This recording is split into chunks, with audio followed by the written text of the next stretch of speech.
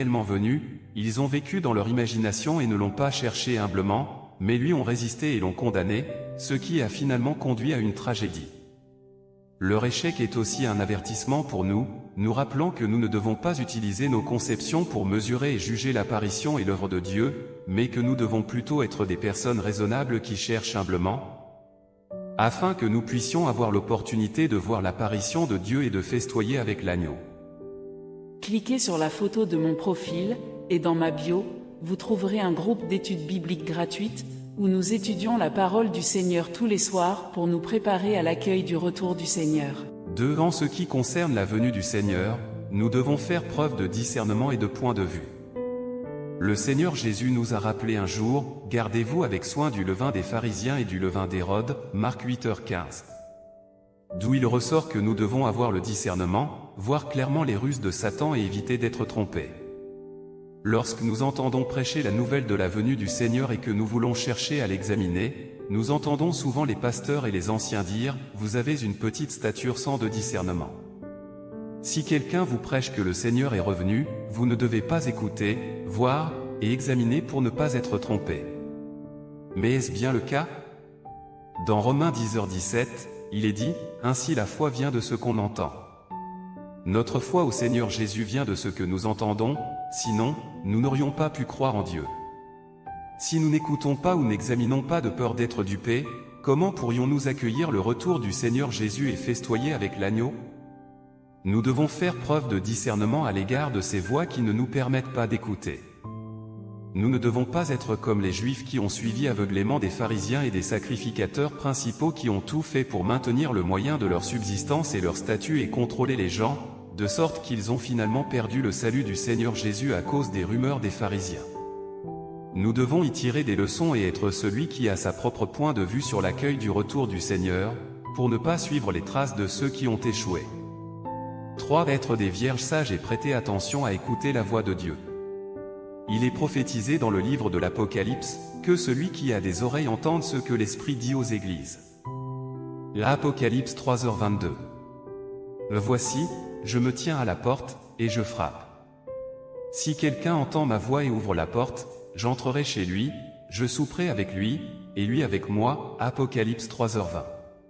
Cliquez sur la photo de mon profil, et dans ma bio, vous trouverez un groupe d'études bibliques gratuites, où nous étudions la parole du Seigneur tous les soirs pour nous préparer à l'accueil du retour du Seigneur. D'après ces paroles, nous pouvons voir que pour accueillir le retour du Seigneur et festoyer avec l'agneau, nous devons nous concentrer sur l'écoute de ce que Dieu a dit, c'est-à-dire nous concentrer sur l'écoute de la voix de Dieu. À cette époque-là, Nathanaël a reconnu le Seigneur comme le Messie à venir à partir de ces paroles. Lorsque Philippe a dit pour la première fois à Nathanaël que Jésus de Nazareth était le Messie, Nathanaël ne l'a pas cru et a dit à Philippe, « Peut-il venir de Nazareth quelque chose de bon ?» Jean 1h46. Mais après cela, le Seigneur Jésus vit Nathanaël et le montra du doigt, en disant, « Voici vraiment un Israélite, dans lequel il n'y a point de fraude. » Jean 1h47. Avant que Philippe t'appelât, quand tu étais sous le figuier, je t'ai vu. Jean 1h48. Nathanaël a reconnu dans les paroles du Seigneur qu'il était capable de tout discerner et qu'il connaissait les gens aussi distinctement que la paume de sa main. Il a donc reconnu que le Seigneur Jésus était Dieu lui-même, le roi des Israélites, et il a ainsi suivi le Seigneur Jésus à partir de ce moment-là.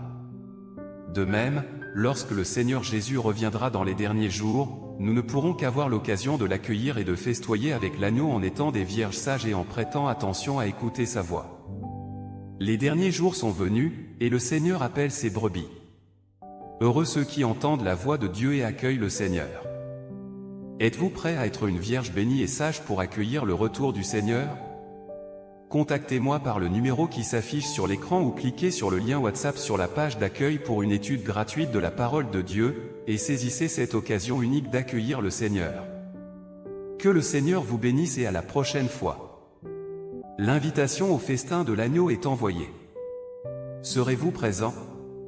Le Seigneur Jésus a dit, « Voici, je me tiens à la porte, et je frappe. Si quelqu'un entend ma voix et ouvre la porte, j'entrerai chez lui, je souperai avec lui, et lui avec moi. » Apocalypse 3h20. Maintenant que les cloches des derniers jours ont sonné et que le Seigneur frappe à la porte, avez-vous entendu sa voix?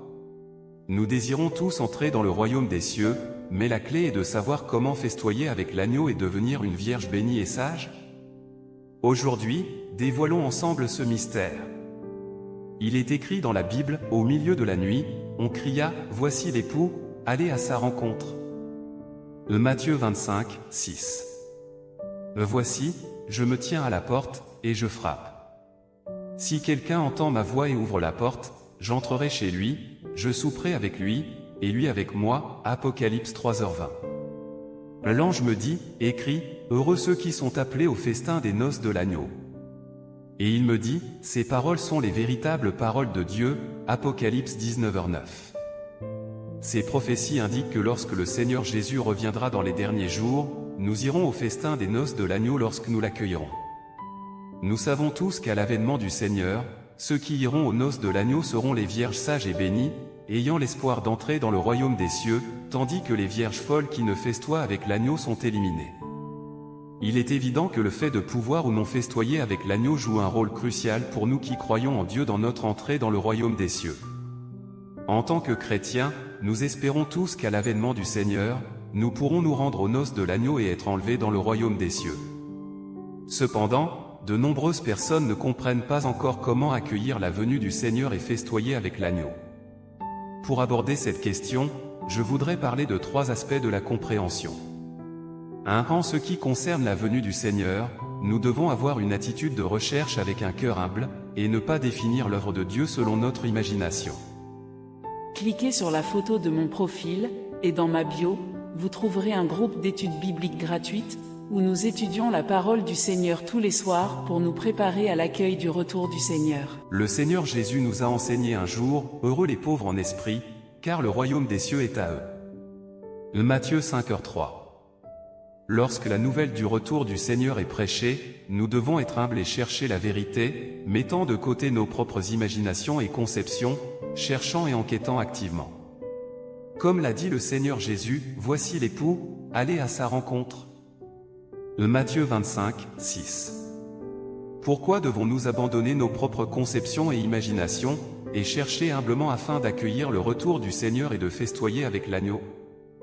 Il y a là des vérités à rechercher. Quant à l'œuvre du Seigneur Jésus, les Écritures ont prédit que le Christ viendrait et serait appelé le Messie, mais lorsque le Christ est venu, il a été appelé Jésus. Les Écritures ont prédit que le roi des Juifs naîtrait, et les Juifs ont imaginé que le roi naîtrait dans le palais, mais en fait, le Seigneur Jésus est né dans une mangeoire à Bethléem. Les Écritures ont prédit que le roi des Juifs naîtrait et prendrait le pouvoir, mais non seulement il n'a pas pris le pouvoir comme il l'avait imaginé, Jésus a enseigné la patience et a finalement été crucifié.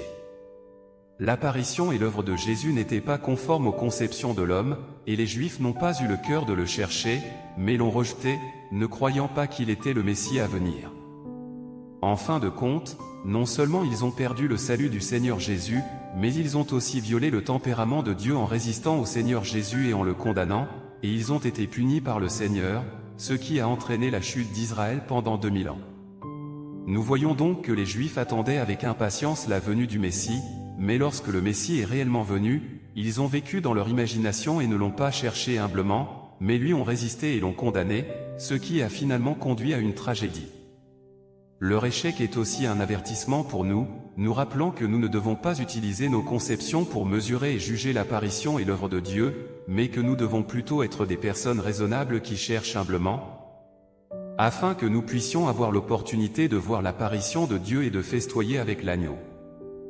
Cliquez sur la photo de mon profil, et dans ma bio, vous trouverez un groupe d'études bibliques gratuites, où nous étudions la parole du Seigneur tous les soirs pour nous préparer à l'accueil du retour du Seigneur. En ce qui concerne la venue du Seigneur, nous devons faire preuve de discernement et de point de vue. Le Seigneur Jésus nous a rappelé un jour, « Gardez-vous avec soin du levain des pharisiens et du levain d'Hérode » Marc 8h15. D'où il ressort que nous devons avoir le discernement, voir clairement les ruses de Satan et éviter d'être trompés. Lorsque nous entendons prêcher la nouvelle de la venue du Seigneur et que nous voulons chercher à l'examiner, nous entendons souvent les pasteurs et les anciens dire « Vous avez une petite stature sans de discernement ». Si quelqu'un vous prêche que le Seigneur est revenu, vous ne devez pas écouter, voir et examiner pour ne pas être trompé. Mais est-ce bien le cas? Dans Romains 10h17, il est dit, « Ainsi la foi vient de ce qu'on entend. » Notre foi au Seigneur Jésus vient de ce que nous entendons, sinon, nous n'aurions pas pu croire en Dieu. Si nous n'écoutons pas ou n'examinons pas de peur d'être dupés, comment pourrions-nous accueillir le retour du Seigneur Jésus et festoyer avec l'agneau? Nous devons faire preuve de discernement à l'égard de ces voix qui ne nous permettent pas d'écouter. Nous ne devons pas être comme les Juifs qui ont suivi aveuglément des pharisiens et des sacrificateurs principaux qui ont tout fait pour maintenir le moyen de leur subsistance et leur statut et contrôler les gens, de sorte qu'ils ont finalement perdu le salut du Seigneur Jésus à cause des rumeurs des pharisiens. Nous devons y tirer des leçons et être celui qui a sa propre point de vue sur l'accueil du retour du Seigneur, pour ne pas suivre les traces de ceux qui ont échoué. 3. Être des vierges sages et prêter attention à écouter la voix de Dieu. Il est prophétisé dans le livre de l'Apocalypse, que celui qui a des oreilles entende ce que l'Esprit dit aux églises. L'Apocalypse 3h22.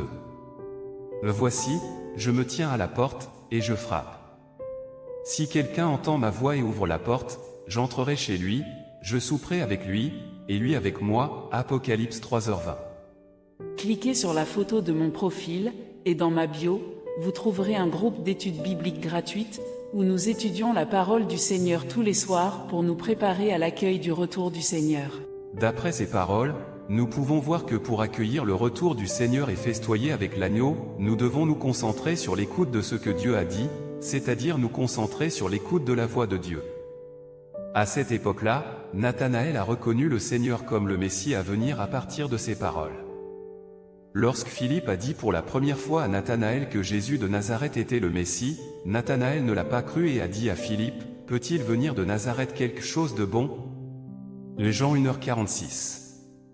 Mais après cela, le Seigneur Jésus vit Nathanaël et le montra du doigt, en disant, « Voici vraiment un Israélite, dans lequel il n'y a point de fraude. » Jean 1h47.